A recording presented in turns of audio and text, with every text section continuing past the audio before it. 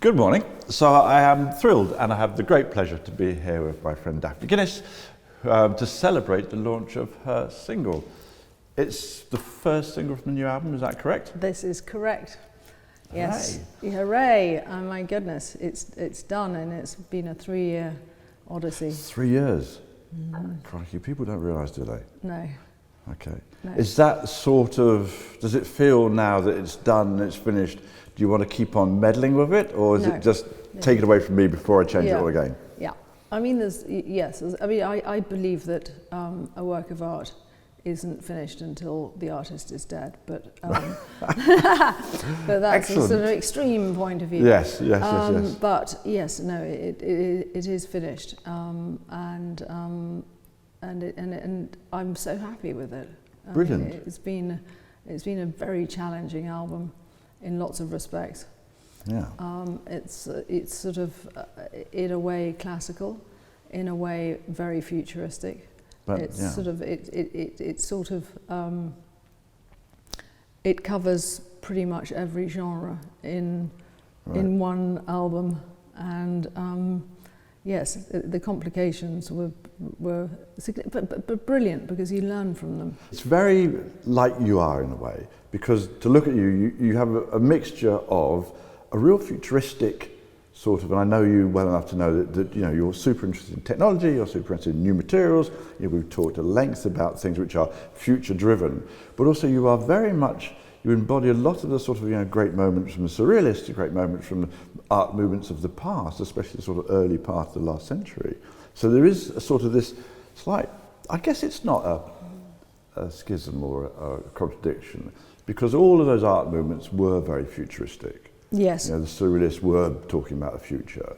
A lot of the art movements are based in the kind of looking towards the future. So maybe. I mean, well, I think really what was very difficult for me as a child, trying to sort of fit into the traditional idea of there were many problems to navigate.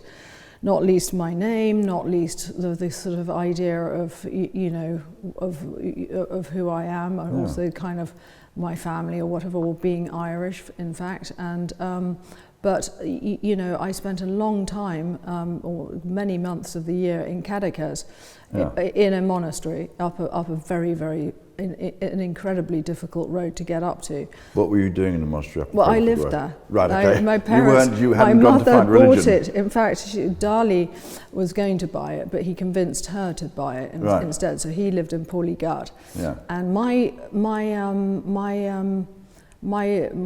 bedroom, it sort of floated between, kind of depending on who was in the house. There was no electricity, there was no water. Right. So you had to get very, very skilled at what you did, and it was kind of very, very difficult to get to. And my little bed was behind the altar.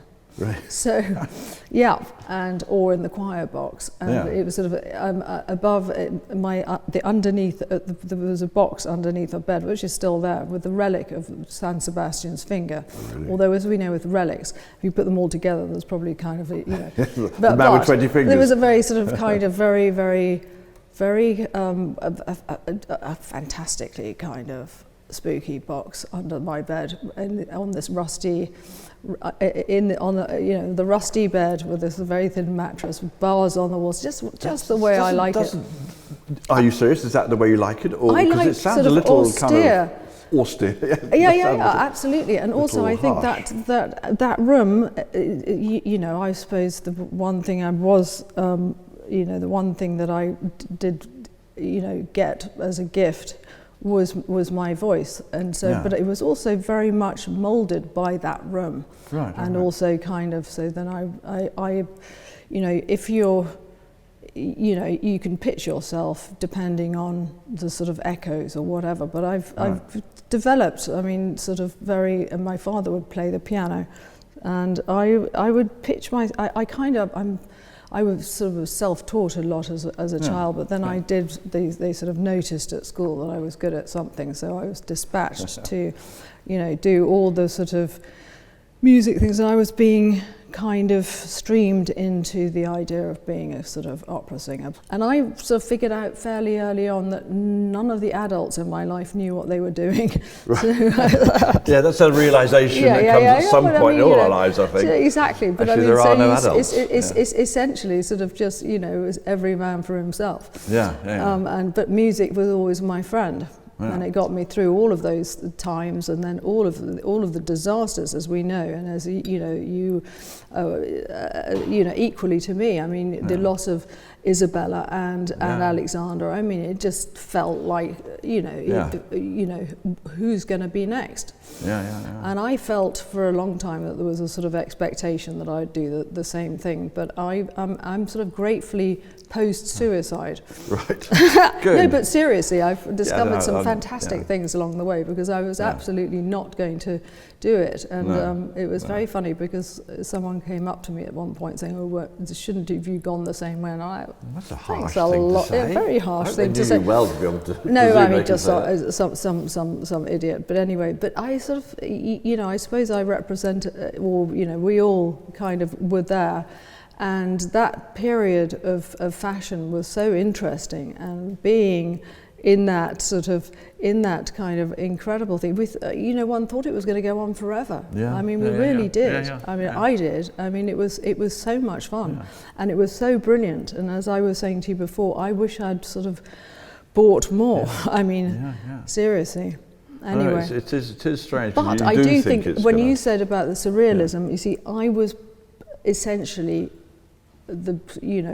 a child of surrealism, because that's what I grew up with. Because that's very much sort of, it's very present in your work, it's very present in you, and one's work in a way. And I mean, but it was just there, and it was just the way you lived, and it was just everywhere, but it was also a lot of fun. I mean, lots of my little childhood societies were sort of Dali saying, okay, if you're crying because the snails are going to be cooked, just get them out of the kitchen. So that's what I did. But I was always in trouble from my mother. Rescuing the snails. But also when I went to his house one day, and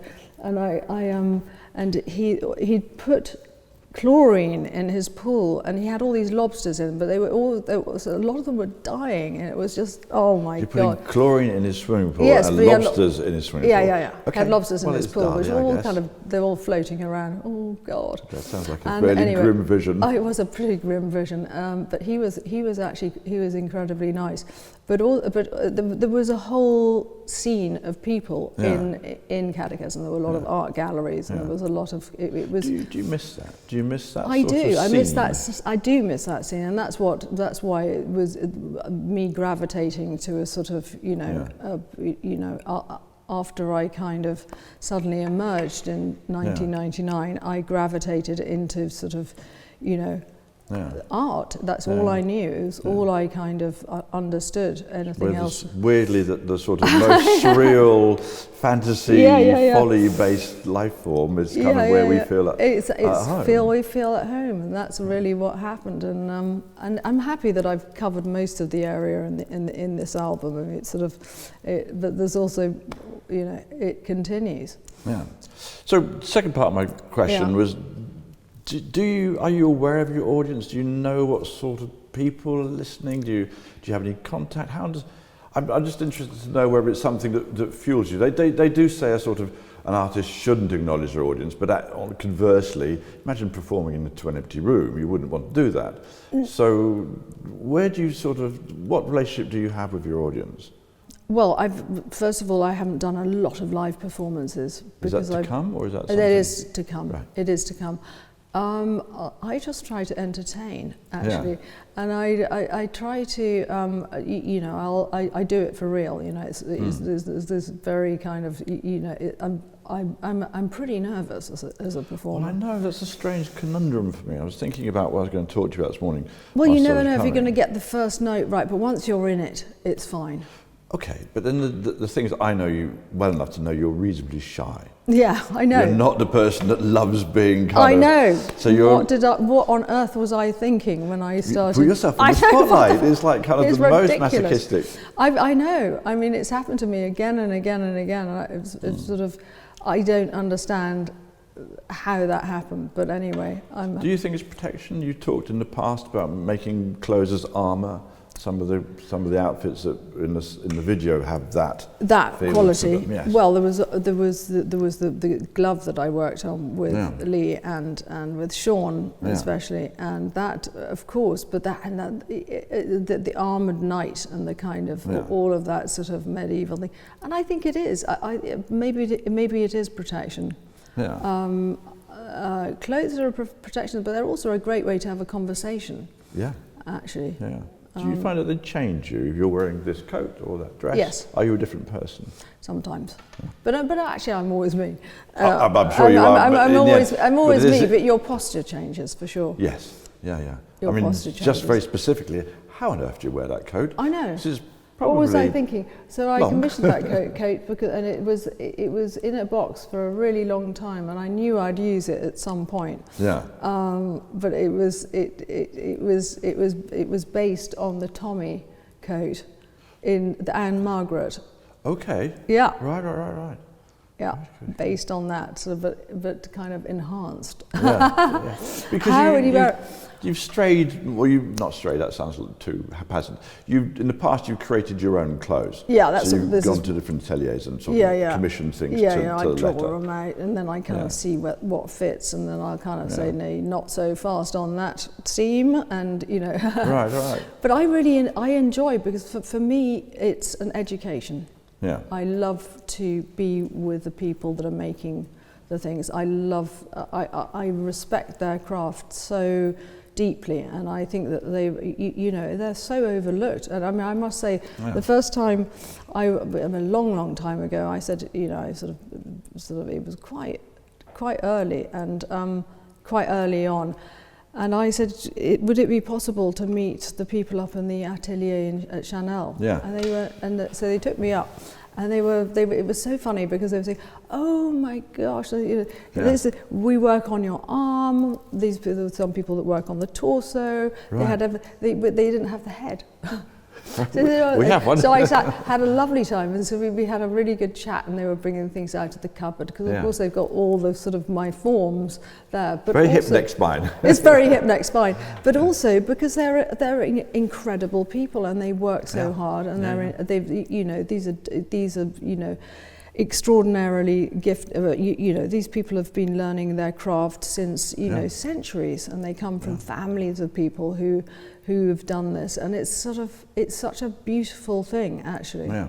It's one of the things that people don't realise. With those and then they said, "You're the only person that's ever asked to meet us." I was like, oh my goodness! I thought this is the whole point. This is the whole point. I love to I love to know who's doing it. I have to put a face to the name. Those are the people that I really, really respect. You were very much into the internet when it was first starting, and as you say, realised its potential, what it might do to culture and to society. Our mutual friend David Bowie thought the same. Yeah, I had conversations with him. I was going to say, is that something you talked to him about? Yeah, but also he very similarly to me. Kind of, it was very, very strange. Is that I remember when he came in one day and we were recording the strings, and I was there reading a sort of Wagner script, and he said, "Oh my God, I've just been doing the same thing." So he said, we go to the sort of go through it, and he said, "Look at all of this." So then we were sort of finding some deep codes in whatever, and it was so funny. It was interesting the way that we kind of we went to the same bookseller. We did the same thing. It was really, really funny, but also kind of. He didn't use a lot. I don't think he did use strings in any of his albums. I'm not sure, but he was, I mean, so kind of technical and also. Do you ever think about him when you're I performing? do. That's what I guess that's what I was driving not a when little I'm bit. performing, because I don't perform very much, but I think about him a lot, and I'm so grateful to him for sort of, because he, similarly, he just thought that, in a surreal sense of the word, because I mean, we met, but had a very, very deep conversation. We were sitting next to each other at a lunch, and we went into the sort of the whole, the meaning of life and that. And also, I was talked to him about, how funny the laughing gnome was, that she thought was hilarious, because I don't think anybody brings that up. And he, because also he knew sort of, obviously Amanda Lear, who was Dali's muse and all of that. So he was very interested in all of that thing. And so I didn't know that when I sent, I was sort of, one song turned into 2 songs that turned into 3 songs, and you did the beautiful video, Fatal Flaw. And I kind of sort of sent a kind of, a smoke signal up from the middle of Ireland. And I kind of got into touch with Tony, who kind of didn't want to do it, but then Bowie, he was like, I don't know who. I mean, he'll say this himself.